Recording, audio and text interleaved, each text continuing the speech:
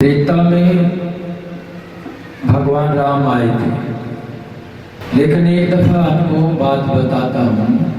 गौतम ऋषि कभी कभी स्वर्ग में इंद्र के पास चले जाते थे। इंद्र किसी राजा का नाम नहीं है, इंद्र पद का नाम है।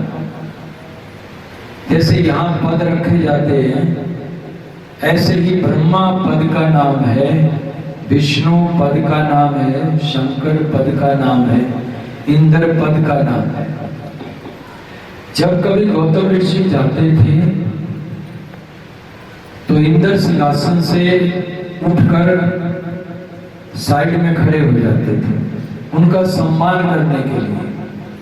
गौतम ऋषि बहुत बड़े विद्वान थे।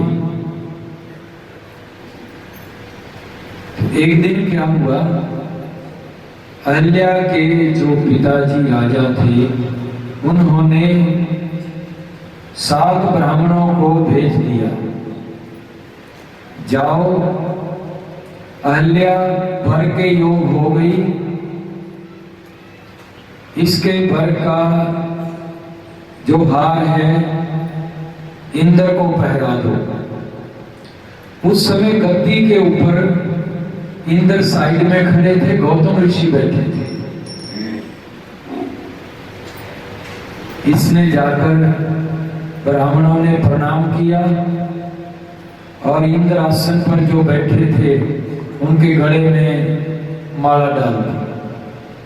अपना सारा हाल सुनाया कि हम कहां से आए हैं, राजा की क्या आज्ञा थी और हम अहल्या की शादी के लिए यहाँ पर आपके सामने आए थे। थोड़ी देर बाद इंद्र जो साइड में खड़े थे, थोड़ी देर तो महसूस हुआ कि देखो, जब मेरा व्यक्तिगत मामला था तो गौतम ऋषि को खड़ा हो जाना चाहिए था, माला तो नहीं डलवानी चाहिए थी। परंतु जो लिखा हुआ था कर में, अहल्या की शादी गौतम ऋषि से हो गई। लेकिन उसके मन में भी था बहुत दिनों से कि मैं अहल्या के साथ शादी करूंगा। फिर आगे एक दफा उसी संकल्प के अनुसार इंद्र गौतम ऋषि के दरवाजे पर गया कई सालों बाद।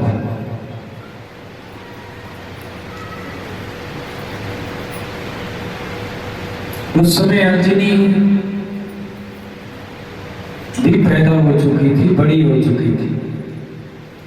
इन्होंने जाकर जो अपने संकल्प थे, जो मन के अंदर संकल्प थे, कभी अहल्या मेरी पत्नी बनेगी, मैं ऐसा रहूंगा, इस तरह रहूंगा, तो इन्होंने जाकर उन संकल्पों को पूरा किया।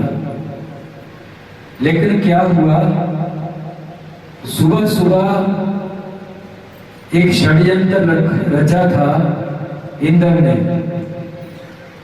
चंद्रमा को कह दिया कि तुम मुर्गा बनके जल्दी भाग दे देना, आवाज लगा देना। पहले 4 बजे 3 बजे के मुर्गे बोलते थे, उसने आवाज लगाई, 1 बजे लगाई हुई आवाज से उठ के गौतम ऋषि गंगा के किनारे चले गए। बहुत दूर पड़ती थी वहां से गंगा जी। जैसे ही जल का आचमन लिया, गंगा ने कहा, पुत्र तेरे घर में तो चोर आए हुए हैं, चोरी हो रही है, तू कैसे जल्दी निकल के आ गया, अभी तो टाइम भी नहीं हुआ था। तो गौतम ऋषि ने दिव्य दृष्टि से देखा कि मेरे घर में वास्तव में चोर लगे हुए। जैसे ही गौतम ऋषि वापिस आए, इंद्र घर से निकल रहे थे। निकलते ही जो अपने हाथ मृगशाला थी उसके जोर से जो मुर्गा बन के भाग दी थी जिसने, तो पहले वो टकर के उसके मृगशाला मारी। तो ऐसा सुनने में आता है कि चंद्रमा में अब तक दाग पड़ा हुआ है।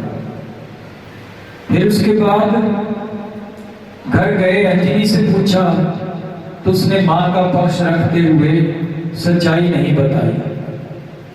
फिर आगे अहल्या के पास गए, उससे पहले इंद्र को शाप दे दिया तो सहस भंग हो जाए, मतलब महिलाओं के जो निशान हैं वो तुम्हारे सारे शरीर में कोड़ के रूप में प्रकट हो गए। तो मैं शॉर्ट में आपको उसी बात पर सुना रहा हूं कि इसने क्या किया, इतनी बड़ी कथा ने। अहिल्या को भगवान गौतम ऋषि ने शाप दे दिया। जब शाप दिया उसने कहा भगवान मेरा कसूर नहीं था, क्योंकि वो आपका रूप धारण करके आया था इंद्र, उसमें मेरा कोई कसूर नहीं था। फिर रोने लगी, चरण पकड़ लिए गौतम ऋषि के। उसने कहा चलो तुम्हें शाप तो लग ही गया, लेकिन इसका उदाहरण बता देता हूं।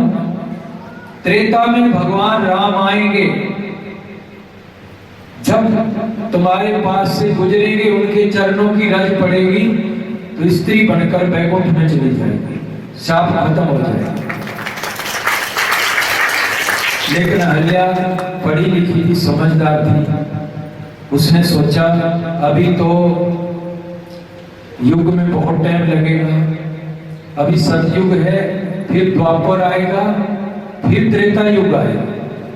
तो युगों की जो मर्यादा थी, क्रम था, ऐसे था कि पहले सतयुग, फिर द्वापर, फिर त्रेता, फिर कलयुग था। जब उसने चरण पकड़ के खूब रोई, गौतम ऋषि को दया आ गई। कहने लगे क्या चाहती है? कहने लगे भगवान पहले द्वापर आएगा, फिर त्रेता आएगा, मैं तो इतना समय तक पत्थर बनकर पड़ी रहूंगी। गौतम ऋषि ने कहा जाओ, कह दिया पहले त्रेता आएगा फिर द्वापर आएगा। तो गौतम ऋषि ने युग पलट दिए थे अपनी एक वाणी से। तो सतयुग के बाद वो प्रथा चली आ रही है, फिर त्रेता, फिर द्वापर, फिर कलयुग। तो जब युग पलट गई, उधर क्या हुआ, अहिल्या को शाप था इसका, और उधर है अंजनी को शाप दे दिया था कि तुमने ऐसा किया, मां का पर्दा रखते हुए, जाओ तुम्हारे कुमारपणे में गर्भ होगा। उसने सोचा, पढ़ी लिखी थी, कि मैं ऐसे में यहाँ क्यों रहूं जब मेरी इतनी बड़ी बदनामी होने वाली है, क्यों ना मैं जंगलों में जाकर तप करूं। अंजनी बेचारी घर से निकल गई, जंगलों में जाकर एक झोपड़ी बनाई, पेड़ों के किनारे वहां रहकर तप करने लगी। वहीं ऐसा समय आया जब भगवान विश्वमौनी रूप धारण किया था। देखो कहां से कहानियां जुड़ी हुई हैं। विश्वमौनी रूप धारण किया था तो उस समय शंकर भगवान विचलित हो गए थे। तो उन्होंने विचलित होकर भगवान के मौनी रूप को कलंक लगाना चाहा। जब वो मौनी रूप को कलंक लगा तो उन्होंने कहा बताओ इस शक्ति का क्या करें, ये तो बहुत बड़ी शक्ति है, शिव की शक्ति है, पृथ्वी में ऐसी कोई भी तपधारी महिला नहीं है जो इसको धारण कर सके। फिर उन्होंने कहा जी इसको तो कुमारी कन्या धारण कर सकती है, वो अंजनी है। तो फिर वहां लेके कौन जाएगा, नहीं तो शाप देके भस्म कर देगी। वहां सिर्फ पवन ले जा सकते हैं। तो पवन देवता की ड्यूटी लगी, उस शक्ति को ले गए, एक वृद्ध ब्राह्मण का रूप धारण करके अंजलि के द्वारे गए, अंजनी के द्वारे। ब्राह्मण होकर कहने लगे बिटिया भूख प्यास लगी है, कोई पानी पिला दो मुझे। अंजनी निकल के आई बाहर, कहने लगे महाराज मैं आपको जल पिलाती हूं। उसने आमंत्रित कर दिया।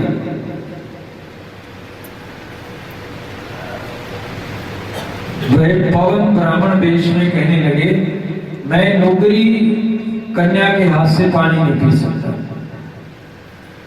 तो उसने थोड़ा विचार किया कि प्यासा है ऋषि, चलो मैं इन्हीं को पहले गुरु बना लेती हूँ, बाद में इनको पानी पिला दूंगी। तो उन्होंने कहा महाराज जी मैं आपसे दीक्षा ले लेती हूँ, फिर मैं आपको जल पिला दूंगी। तो उन्होंने कान में पास अपना मुंह ले जाकर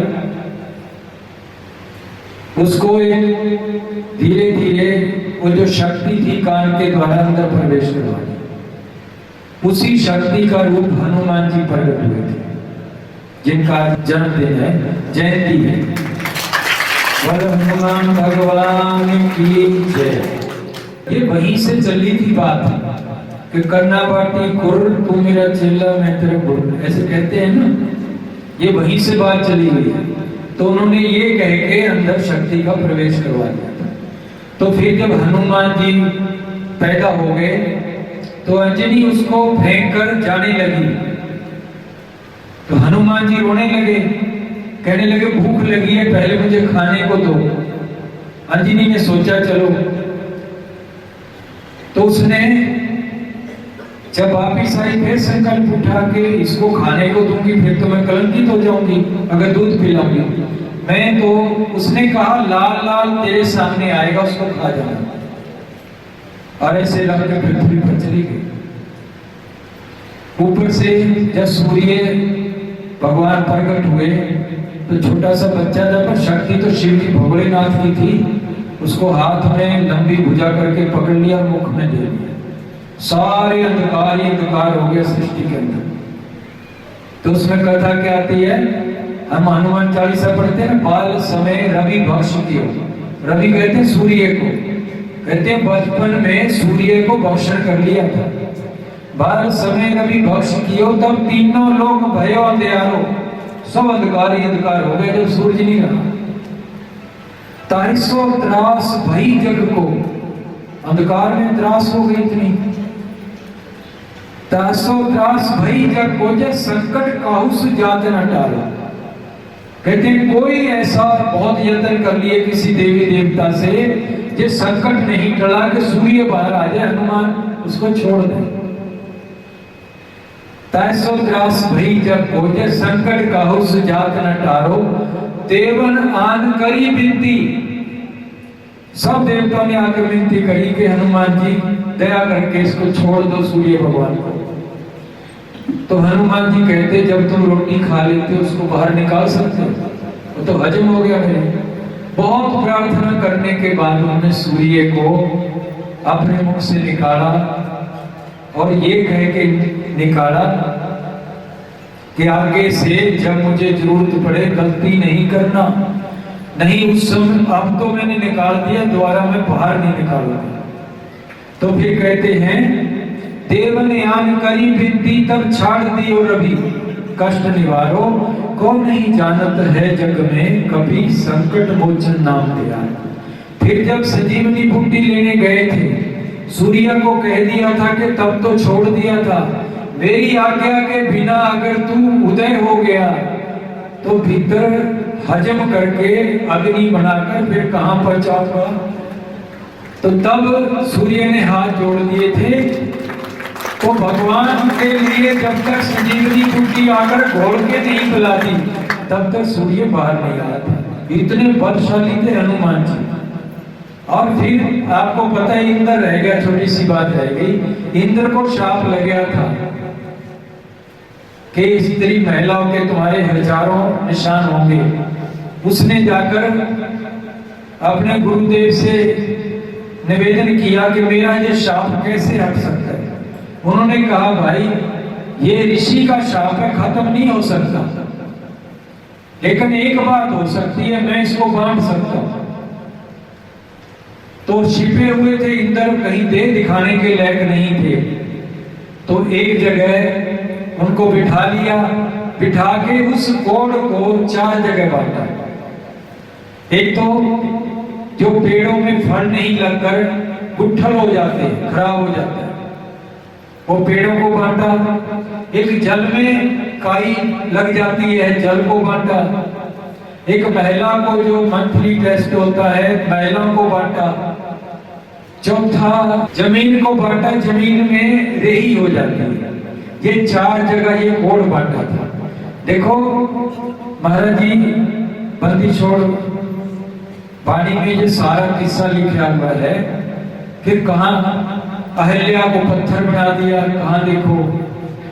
और उधर इंद्र को शाप लग गया, कोड़ी बना दिया।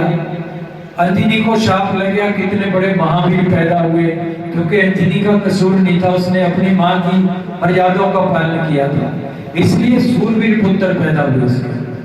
तो इस प्रकार बात एक थी जिसके लिए इतना बड़ा बवंडर पैदा हुआ, युग भी पलट गए। हम जिस युग में बैठे हैं, इस युग को पहले द्वापर आना था, फिर त्रेता आना था, फिर कलयुग आना था, लेकिन गौतम ऋषि ने सारे युग पलट दिए। ऐसे ऐसे शूरवीर, ऐसे ऐसे विद्वान, ऐसे ऐसे शक्तिशाली ऋषि हुए हैं, और उन्हीं की कृपा से इतने बड़े महावीर पैदा हुए। आज की उनकी जयंती मना रहे हैं। हनुमान भगवान की जय। बोलिए हनुमान भगवान की, बोलिए हनुमान भगवान की, बोलिए हनुमान भगवान की।